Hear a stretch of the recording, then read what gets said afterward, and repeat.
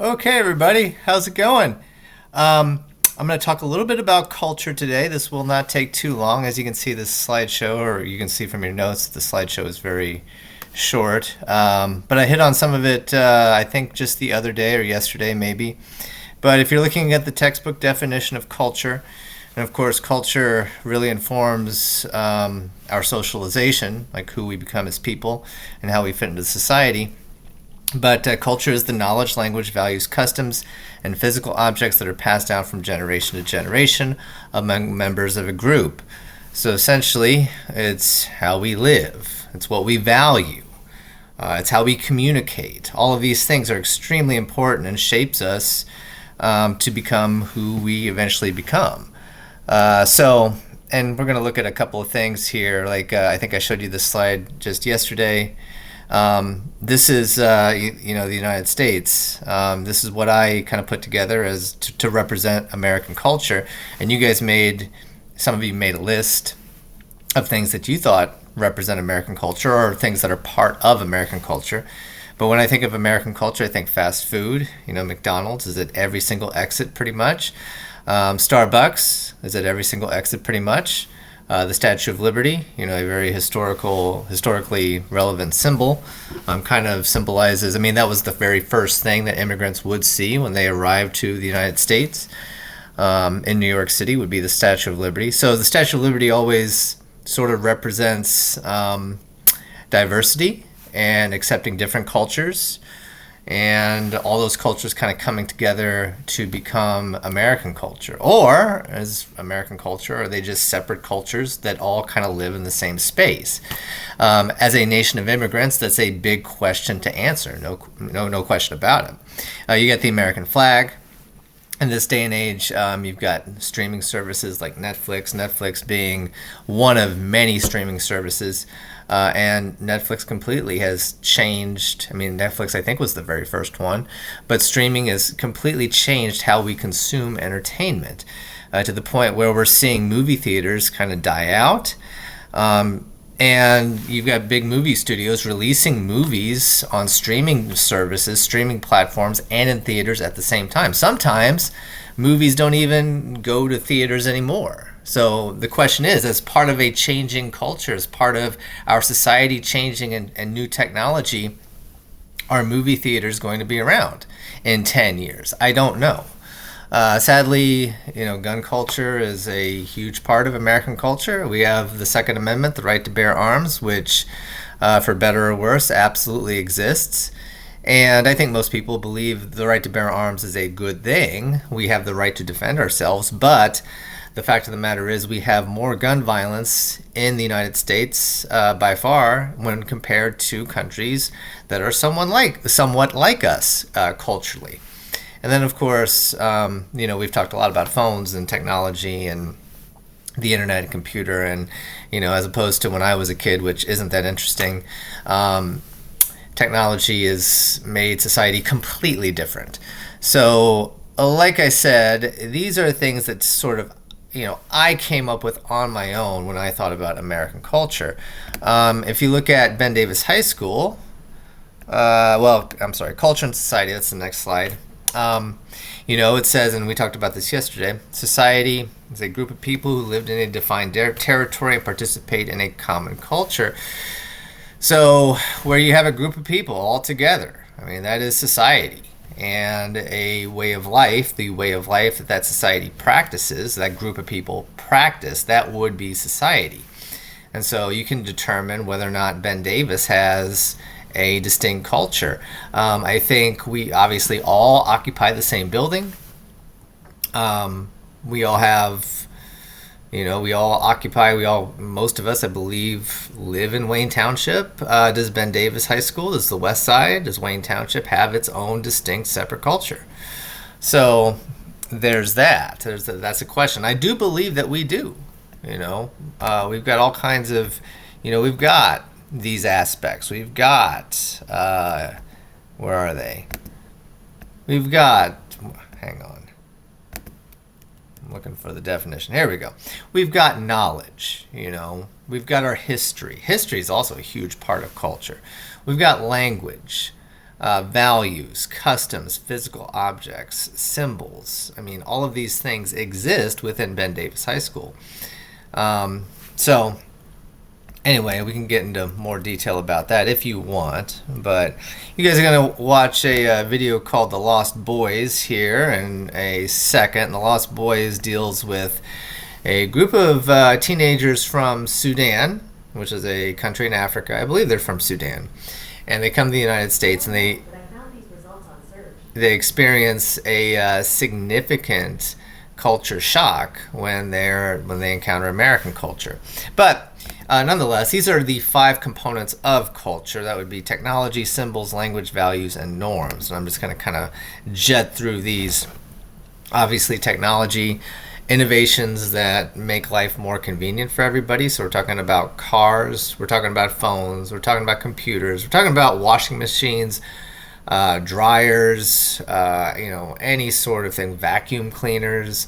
I mean, you may not think of those things when you think about technology, but believe me, those things have completely revolutionized society to the point where things are way more convenient. I mean, we do not have to do as many things for ourselves as we did as opposed to 100 years ago. And in this society, our technology is so developed as opposed to other countries that it's mind-blowing. I remember sitting in there was a group, I don't know if it's still around anymore, but it's called it was called the African Student Association. And I sat in with them for a meeting. A student invited me, and they were talking about differences between Ben Davis High School and the school that they attended in their African countries. And they were talking about, how there were projectors in every single classroom, and we had access to computers, and we had lights that work for the most part. I mean, our country and our school are so technologically advanced and so advantageous. I mean, we are advantageous as opposed to much of the rest of the world, for better or worse. And obviously with technology, and we've talked a lot about the phones and the new phone law, which I won't go on about anymore, but technology is a double-edged sword. I mean, there are good parts about technology and there are downsides to technology. But technology is definitely an aspect of culture.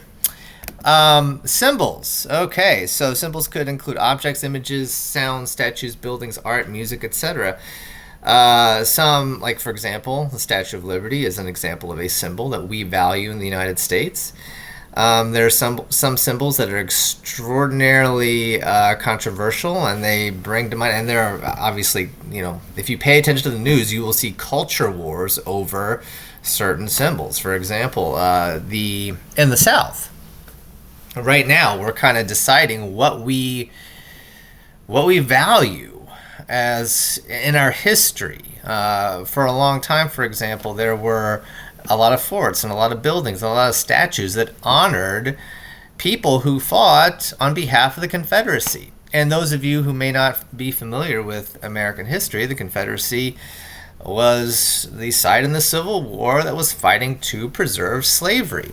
So we've got statues of people in the South right now of people who fought on behalf of the Confederacy, which basically they're fighting on behalf of slavery. Symbols like Mount Rushmore, for example. Let me bring up Mount Rushmore. So, and we'll litigate this later on, but Mount Rushmore.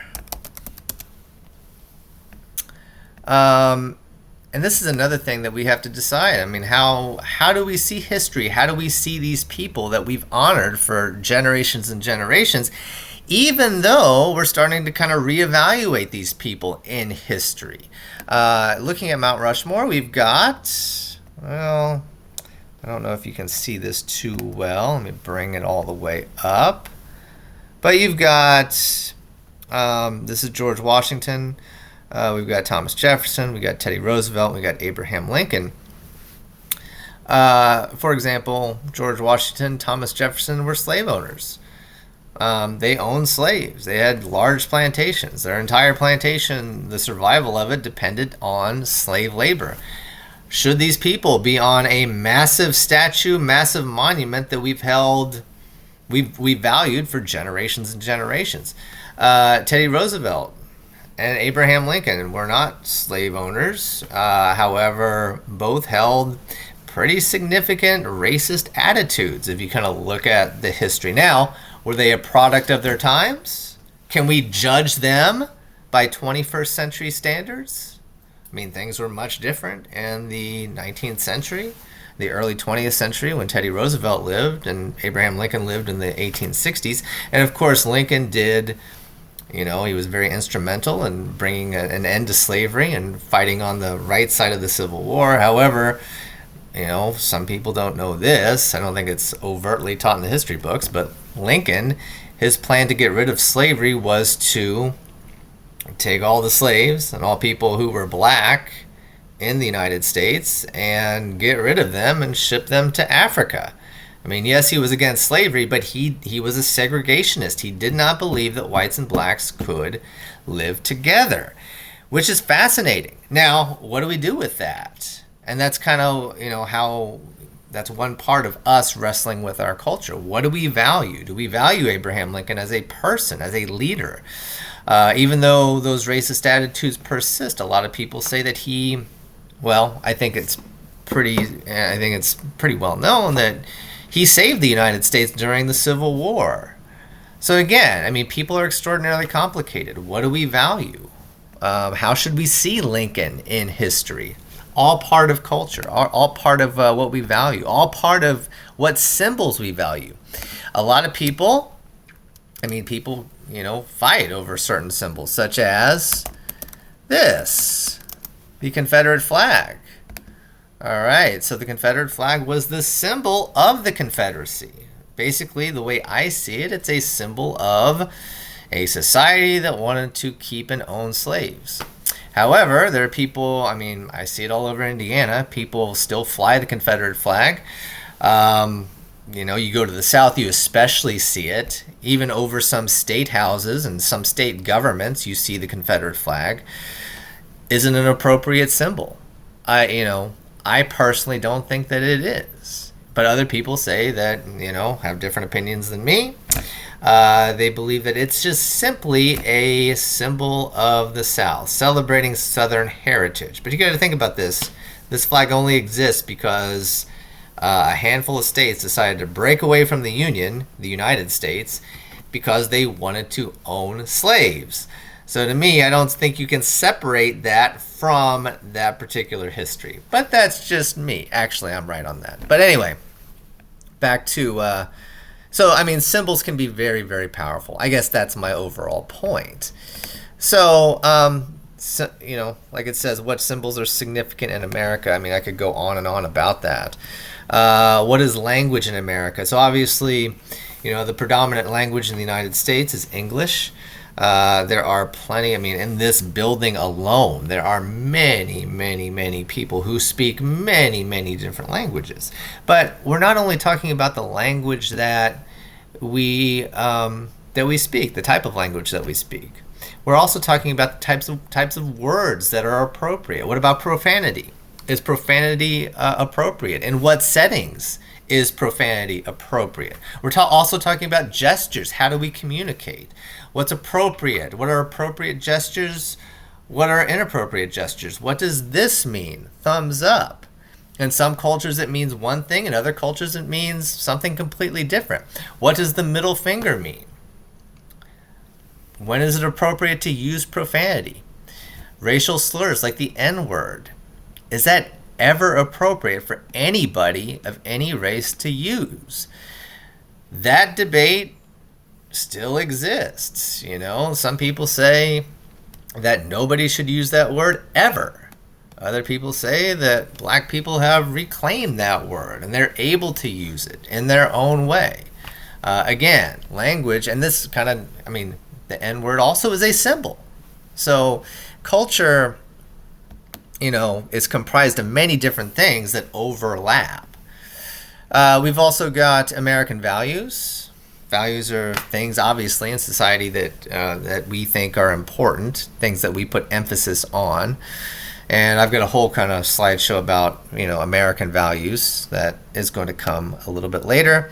And then cultural norms. Cultural norms, norms are expected patterns of behavior. So what's expected of you behavior-wise are cultural norms. And this also sort of dovetails or overlaps with what is legal, what is not legal. Obviously, if you violate some cultural norms in American society or any culture, you will be violating the law, and society will punish you. Sometimes you won't be violating the law, but society will punish you anyway for things that you say. Let's say, for example, you use a racial slur on social media. All right, never a good idea. And extraordinarily offensive and wrong. Is it legal? Yes. Will society punish you? Could you lose your job? Yes, because you violated a cultural norm. You violated an expected pattern of behavior. So that's a little bit about what culture is and what makes up some of the things that make up culture. Let's see here. That's all I got right now. What I want you to do, however, is I want you to watch this video on the Lost Boys and answer the prompt. And I hope everybody has a wonderful day, and look forward to the next video. Bye-bye.